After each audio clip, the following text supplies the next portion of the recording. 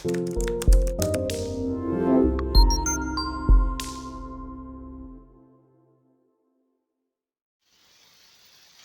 everyone, Krista Garrett from the Garrett Music Academy again.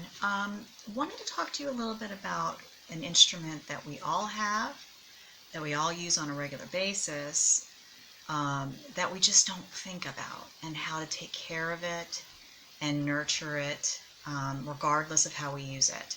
Some of us use it for talking, some of us use it for singing, but it's right here, your voice.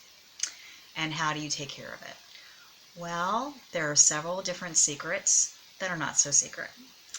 First one I want to tell you about that's so important, and this is good for your kidneys, this is good for just hydration in general. The first key thing to being a great speaker or singer and taking care of your voice and your body for that matter is drinking lots of water.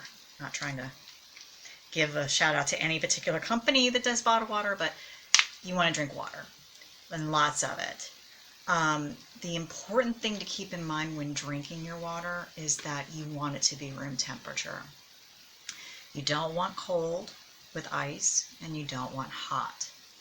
The reason being is that your vocal cords, which are the little rubber bands or tendons that are in your throat, they stretch and then they compress, expand and contrast. So, but they're used to a certain temperature, and that's your body temperature, the 98.6 or whatever your normal temperature runs at. It's used to being that body temperature.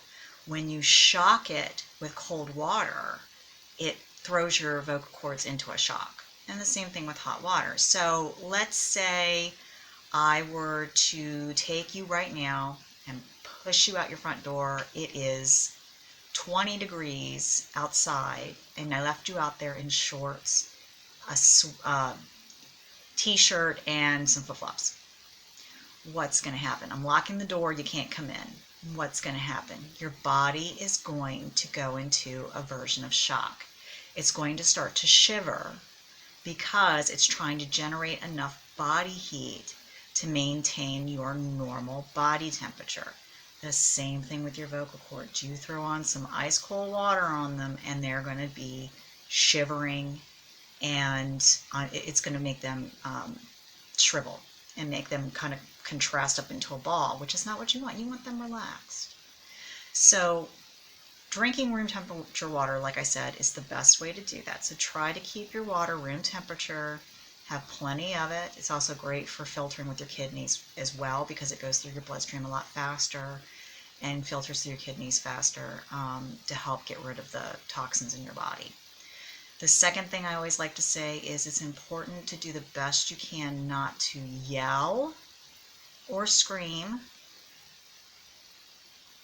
I know it's hard, but those can do some damage. And the one thing that I learned years ago, that is something that I didn't know until I became a singer, was the very worst thing you could do above yelling and screaming to your voice is whisper. Whispering brings your vocal cords right together, and they do nothing but rub against each other. So the best thing to do is you don't whisper. You just try to talk in a normal, calm voice, and that pretty much will get the point across. And if you can't get the point across that way, just give them the look. That'll stop everybody in their tracks. You don't have to worry about screaming at that point. Use it on my kids all the time. So those are my pointers for that. When you get some irritation in your throat, get a spoonful of honey. I will advocate for locally produced honey for allergens. But you want to get a spoonful of honey with a dash of cinnamon on it. Swallow it down. It will coat your throat and get rid of some of that irritation. And cinnamon's actually a natural bacteria killer. So it will help not only coat your throat, but get rid of what's not belonging in there. And then one more tip about singing. Everyone thinks that it's about singing from here and just belting it out and being this, strong singer that can just, The important thing is when you're being a singer, you have to condition yourself like an athlete. And part of that success in any singer's life for longevity is breathing. Breathing is the key to a good singer for longevity's sake. And what do I mean by breathing? Well, sure, we breathe from our lungs, right? Breathing from our lungs. That's what brings in the air. But the control of the amount of air that you expend and the control in your pitch is going to come from an area of your body called the diaphragm. And the diaphragm is a rubber band-like ligament or tendon that is just below your esophagus or your throat, tube leading down to your stomach, and your stomach. And it's located right about here, right underneath your breastbone, your sternum.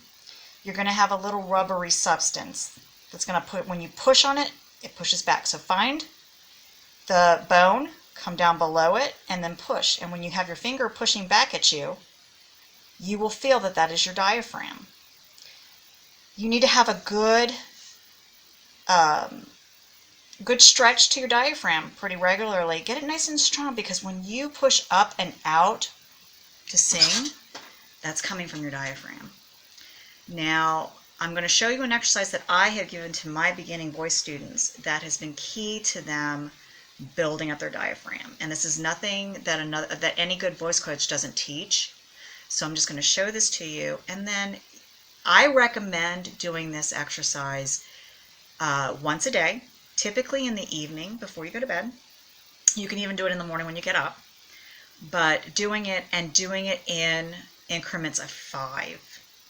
So just doing 5 in a row, stop, and do that 3 times. So you'll have 15 total that you're doing, but you're going to do them in rounds of 5. Let me show you how to do it.